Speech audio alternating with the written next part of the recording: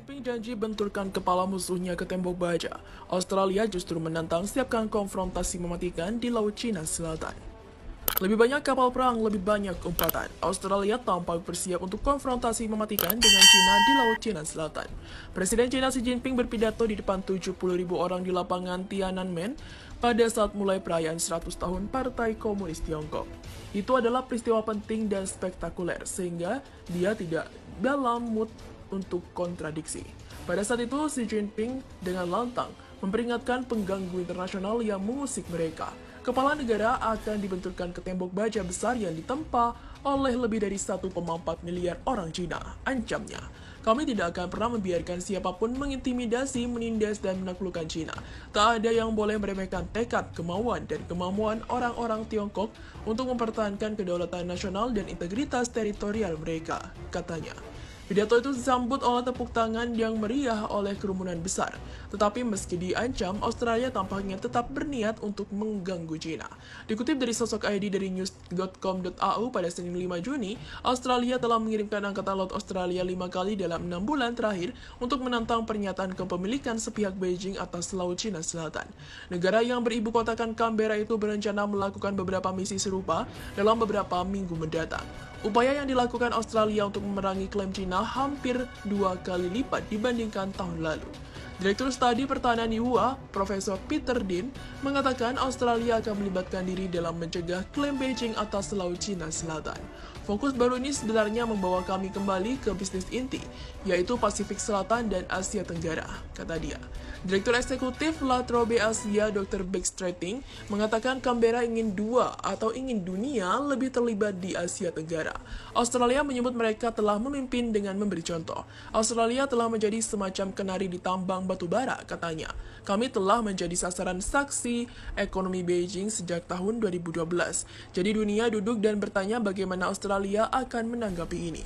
Terkait ancaman Xi Jinping yang menyebut akan membenturkan panggung ke tembok baja besar, Australia mungkin memiliki jawaban, yakni dengan armada besi bekas. Itu adalah penghinaan yang dilontarkan oleh Menteri Propaganda Nazi Joseph Goebbels atau Goebbels pada konflik 5 kapal perusak keran tua yang dikirim untuk bertugas di Mediterania selama tahun-tahun pembukaan Perang Dunia Kedua. Pelaut Australia menerima label itu dengan bangga. Ran modern tidak secara signifikan lebih besar dari satu itu atau dari saat itu, tapi masih sibuk di garis depan melawan otoritarianisme. Pada bulan Maret, frigat HMS Anzac dan kapal pendukung HMAS Sirius melanggar Nandashlan, Cina. Anzac melanjutkan latihan dengan kapal perusak Jepang atau kapal Jepang JS Akebono. Pada April, Anzac dan Sirius bekerja sama dengan kapal serbu amfibi Prancis FS Tonnerre dan frigat FS Turquoise di Laut Cina Selatan dan Samudra Hindia. Pada bulan Mei, Anzac dan Sirius bergabung dengan frigat HMAS Ballarat dan HMAS Parramatta. Kemudian pada bulan Juli, Ballarat menghabiskan seminggu di perairan yang diperebutkan dengan kapal perusak USS Curtis Wilbur. Ini termasuk game perang meriam terbuka atau tembakan langsung. Juru bicara Kementerian Luar Negeri Cina Wang Wenbin mengatakan, Australia dan Cina harus melakukan hal-hal yang kondusif bagi perdamaian dan juga stabilitas regional daripada melenturkan otot mereka. Tetapi Australia menilai Cina sendiri sibuk melunturkan ototnya di Kepulauan Spratly dan di sekitar Taiwan. Sementara itu, Provinsi Dean mengatakan Canberra tidak perlu tertarik dengan gonggongan prajurit serigala. Mereka akan menyebut kita antek atau apalah, katanya. Akan ada banyak retorika berlebihan seperti yang bisa kita dengar. Yang benar-benar penting adalah bagaimana PLAN atau Angkatan Laut Tentara Pembebasan Rakyat memahami gerakan ini dan merespon. Tetapi Laut Cina Selatan dengan cepat berubah menjadi kuali, di mana kapal perang kapal perang Australia berada di tengah-tengah. Beijing telah memilih kapal perang Australia dan ancaman agresif terhadap negaranya. Pada bulan Desember, kantor berita pemerintah Cina Global Times mengungkapkan kemarahan atas campur tangan Australia yang jahat. Cina menyebut Australia sebagai bagian anjing pemburu Amerika.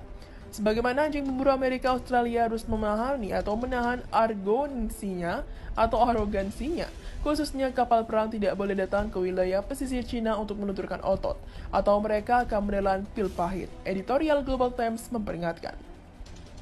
Beijing sangat bersedia menggunakan taktik pemaksaan ekonomi terhadap Australia, dan itu belum secara signifikan merusak ekonomi Australia, setidaknya belum.